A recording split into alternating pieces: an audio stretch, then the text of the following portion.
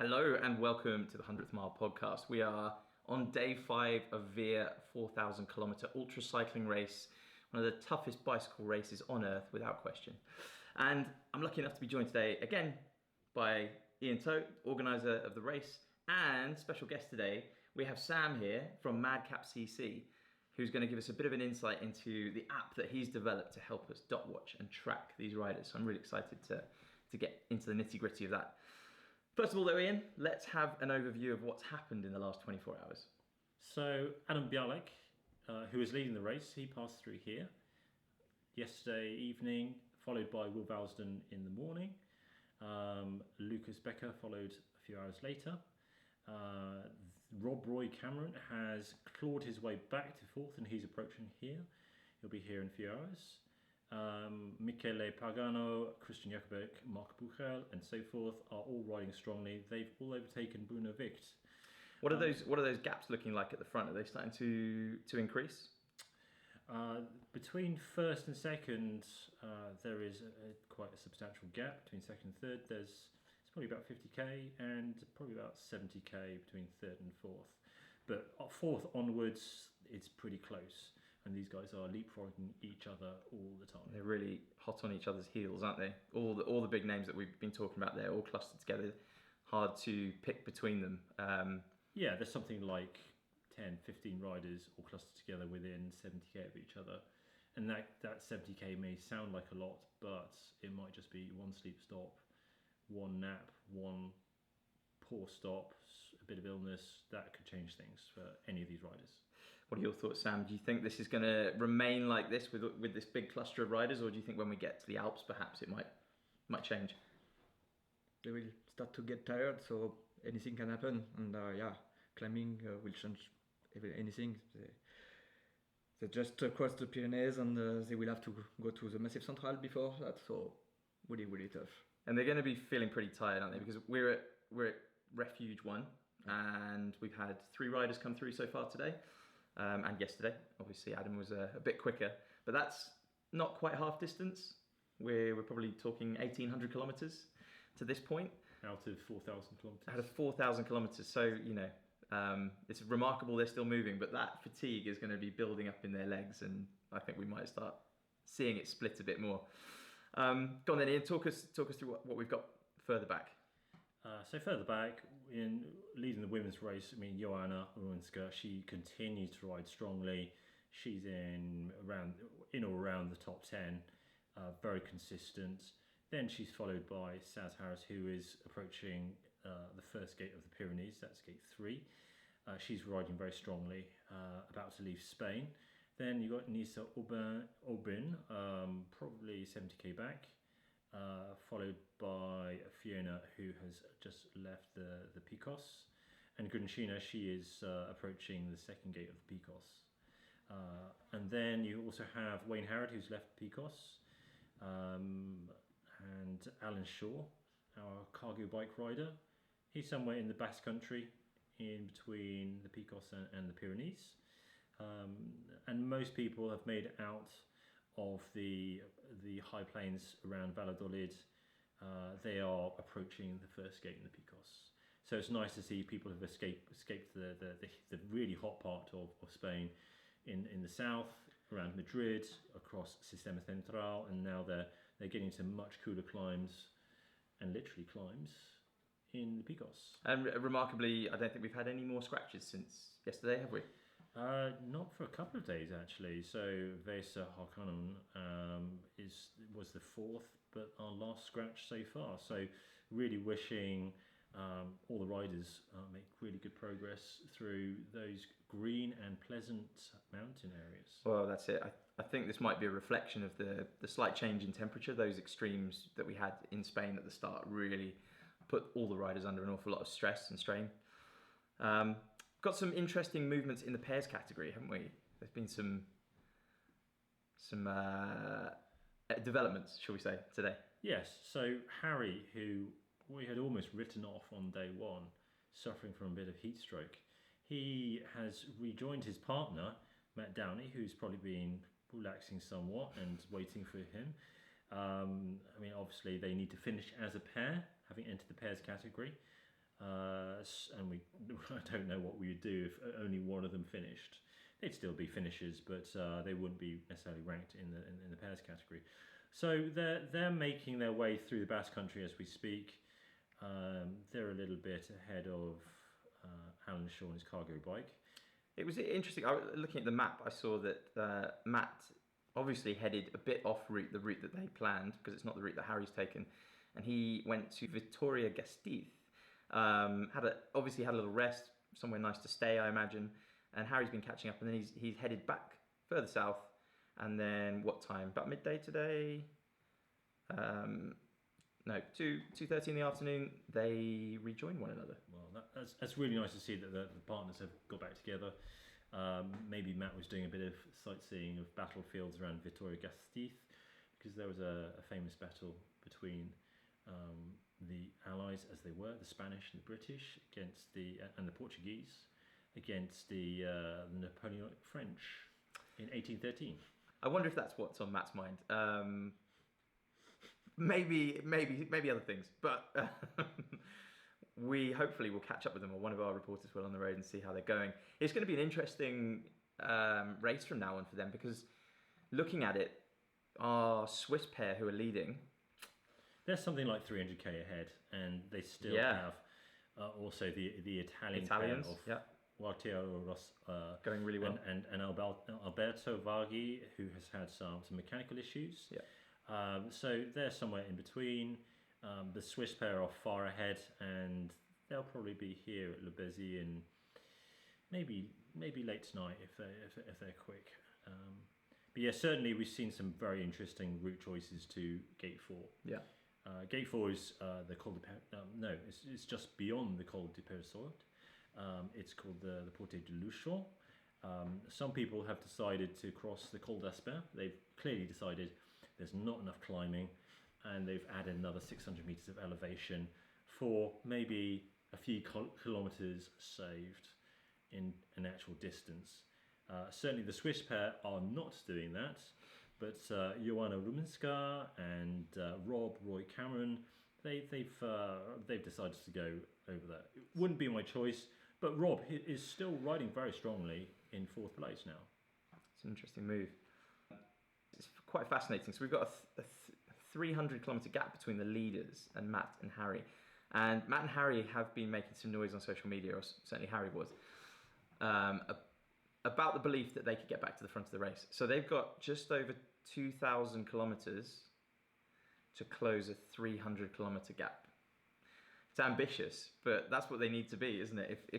If they can pull something like that off, it'd be quite remarkable. If anybody can, it will be those two, but it does require really good routing, requires good teamwork, probably the best teamwork that they can perform. And that means drafting, communicating, keeping each other with high morale, synchronizing their sleep stops, their food stops, everything. Yeah. Being a solid unit in order to get back to the Swiss pair who've ridden very consistently. It's a big gap, but they may do it. And they're going to have quite different levels of fatigue, I imagine.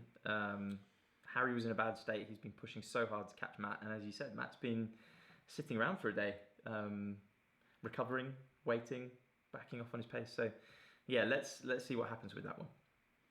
Yeah, and I think we have to mention Wayne, don't we? How's Wayne getting on? So after stopping for quite a number of hours, maybe 6 to 8 hours in Segovia, just north of Madrid, Wayne has moved off and has been very consistent in his speed. He's made good progress. I do wonder about his routing, as he is not taking the most optimal being probably Adams, who was very closely followed by Lucas. Wayne seems to have diverted off that main route and going to a slightly hillier route through the peak. Well, I think they're really almost in the Basque Country. So, and again, just proving to everyone that he's not letting his disability stand in his way. The fact that a man with one leg, one full leg and one prosthetic, is managing to stay amongst the riders in the pack there. He's still ahead of quite a lot of riders. Is really very, very impressive. And for sure, he won't be satisfied with that. He's hungry to do well. But for us, we want him to be the first successful paracyclist to complete a 4,000 kilometre unsupported ultra race, and we really wish him well. Fantastic. We are, as I have already mentioned, we are at the first refuge, just across the border from Spain, and we're into France at Bezy.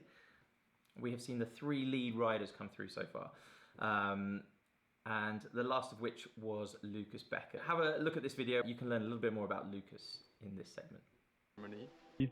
Four years ago, I joined my first long distance race, and it went quite well, and I started to get the smell of it. If will be a nice thing to do. To be at the finisher party as well, it's an important part of everything.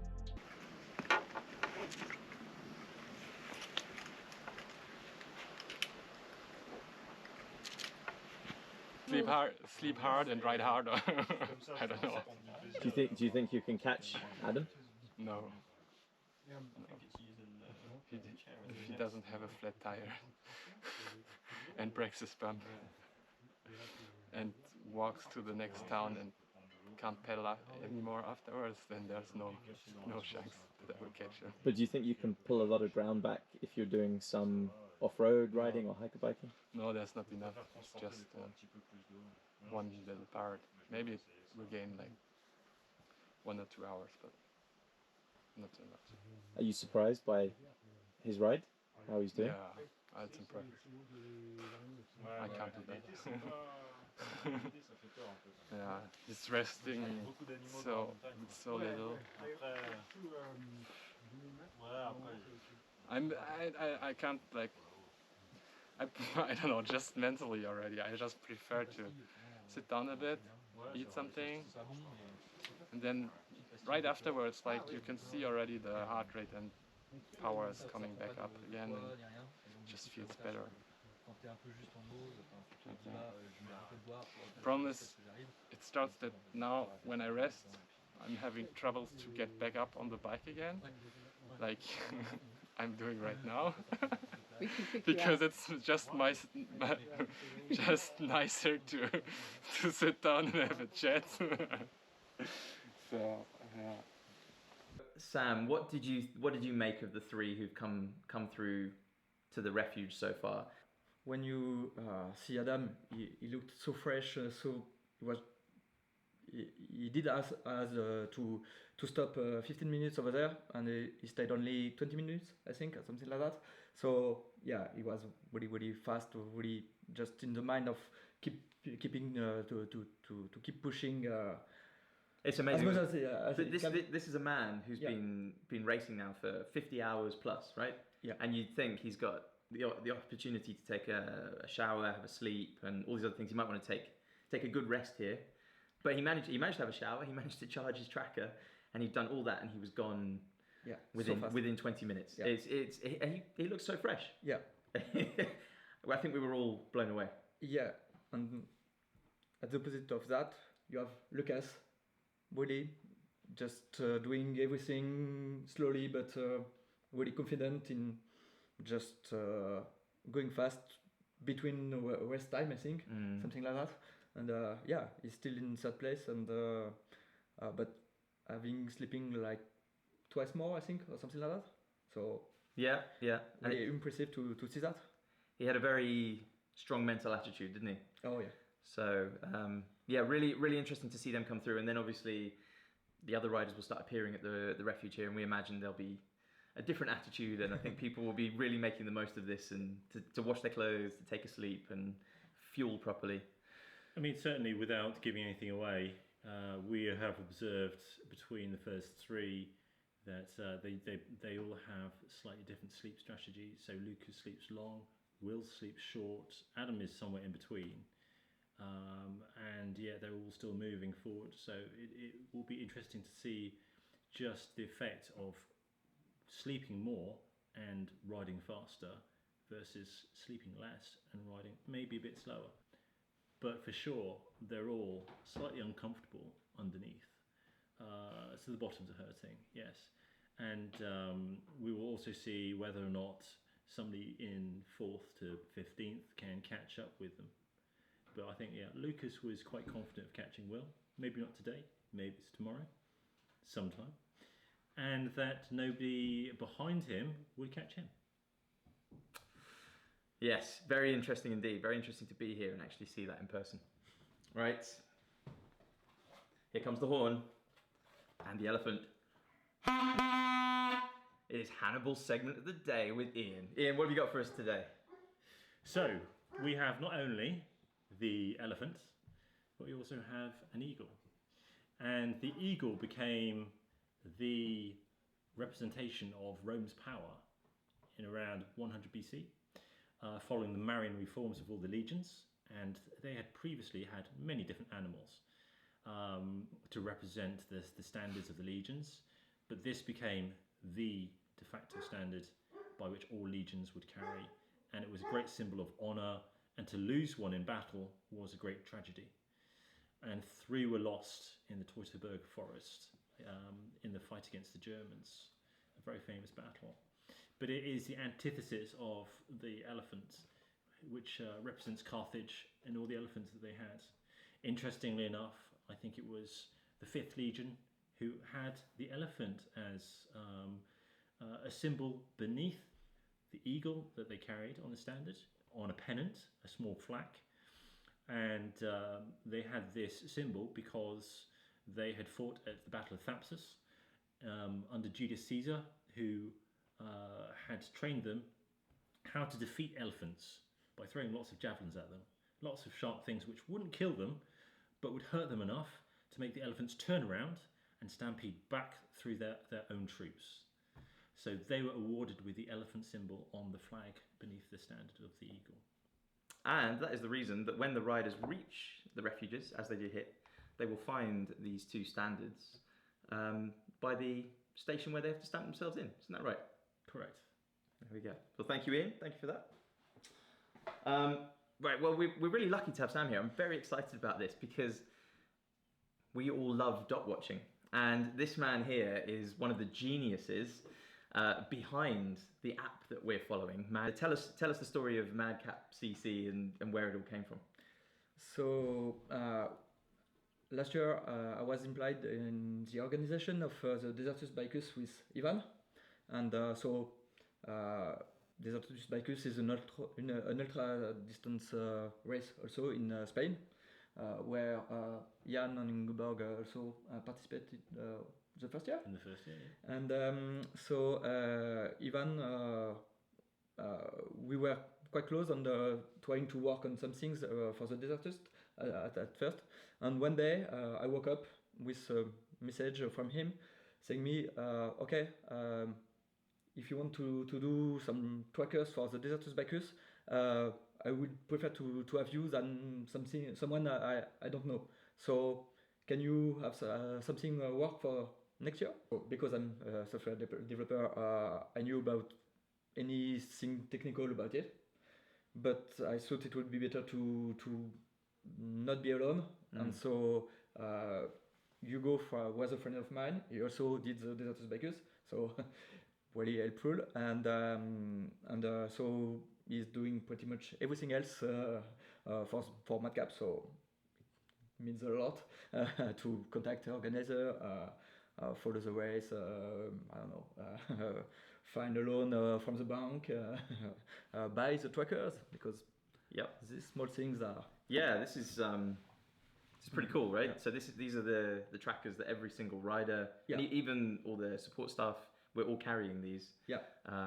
And that's what you're seeing on the screen is a signal being transmitted by these devices. And how long does the battery last in this? So for this race, it's 4 to 5 days.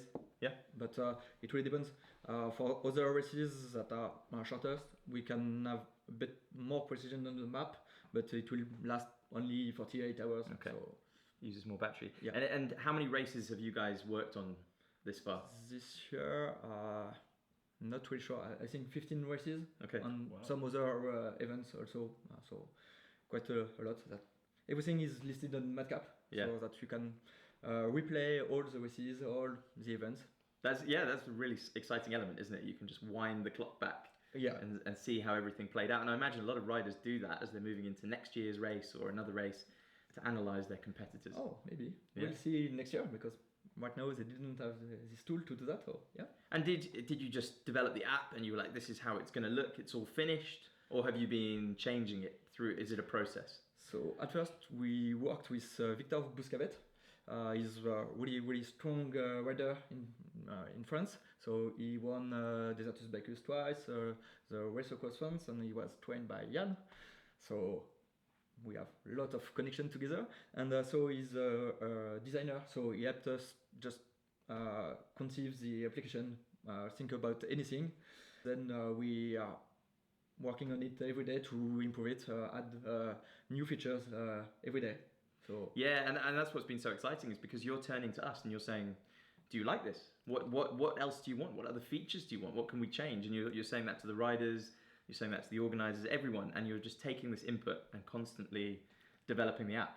yeah, that's something that we feel that it's part of our job to be there at the start of events on the end if we can, to have feedbacks from anyone, and also we are using Instagram to just contact anyone that have feedback to give us, because we have our thinking about what should be dot watching application, but anyone has a lot of different ideas, things that they want to have appear, other things that they don't like, so we use any feedback we have. Now, another reason I'm very excited to have you here is because you can share with us your screen and you have an awful lot more in terms of analytics on there than we can access through the website. So tell us what else you can see and what's been interesting for you to look at during VIA, and whether you're thinking of what future developments you're thinking of putting onto the public. So the next steps will be some data. Anyone wants data. Dot watcher wants to better understand what they are looking at, but also riders, because Victor was a strong rider.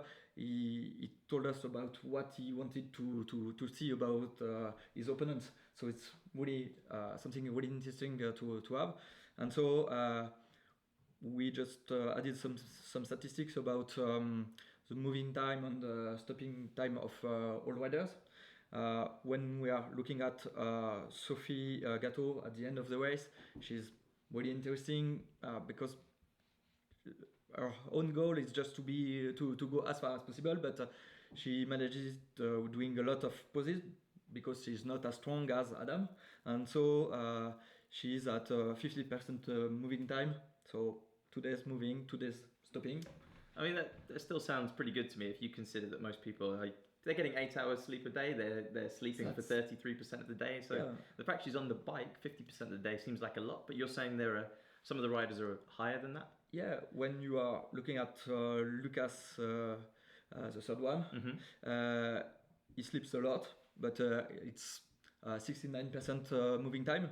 Wow. So more like I think it's more like 8 hours of stopping time a day, so less sleeping because you need to eat and other stuff.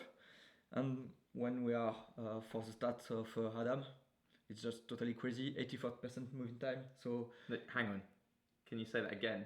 84% moving time. So he's been on his bicycle 84%. Yeah, so that means like 4 hours a day. So 4 hours a day, not just to sleep, but to everything else he needs to do. Go into shops, to eat. He condenses that. You're telling me he condenses that into 4 hours? Yeah, it seems. Yeah, that's crazy. I can't do that myself, but maybe Ian can explain us how to do that. I don't know. That's another time, I think. Yeah. That's amazing. And Will, I think, is the one that slept the less, and 85% of the time riding. Really? So he must be really tired on his back, I guess. So that I mean, you could spend hours looking at these kind of things. I think this would be really interesting to sit there and go through all the riders and see. Maybe that's one of the things that's separating where they are on the map. It's how long they can sleep for. Are there any other interesting statistics that you've pulled up over the last day or so? Yeah, so different things, but Adam is at 23 an hour, but without stopping. Lucas 25 an hour, so pushing a lot more. And Will in the middle, because he's sleeping as much as Adam, but he's a bit further. It's at 21, 22 kilometers an hour. That's really interesting, and we'll ultimately see which strategy prevails, won't we? It might be the old parable of the tortoise and the hare, you know? Exactly. And I think one of you guys told me that Adam is really fastest in the descent. So he has a top speed that is measured by our GPS tracker, so not really the best, the more accurate things you can find, but at 70 kilometers an hour. So that's 70 kilometers an hour. Wow! Imagine that tiredness. Yeah. And after 2, 3, 4, 5 days of not riding Yes. and going down descents at 70 kilometers an hour. Yeah. And what are we seeing from his competitors? For Lucas, it's 62 kilometers an hour, so still something quite impressive. But Very. And Will is at 60s, so between. Yeah. Always between both of them. So, you know, and that's something that Adam actually stressed to me when he talked to me. He's like, you have to make up time everywhere. It's on the descents, it's on the flats, it's on the climbs, it's the amount of sleep you get, and clearly he's a master of all of those aspects of the race. I guess, yeah. Yeah, that's a really, really fascinating insight. Thank you so much for sharing that with us, Sam. And if you want to suggest anything that you would like to see on the app, then please either find Sam on Instagram, madcap.cc, or leave us a comment on the YouTube channel. And Sam will get back in touch with you, and we'll see how the app develops from here on in. That's a lot of analysis. There's a lot going on. We've got to dash out and find more riders on the road, but we will be back again tomorrow. Day 6. I can't believe we're that far in already, Ian. It's been a whirlwind, hasn't it? I've forgotten what day it is. Yeah, we might be as tired as some of the riders out there, which is saying something. Anyway, thank you very much for tuning in. From Ian, Sam, and myself, we bid you au revoir.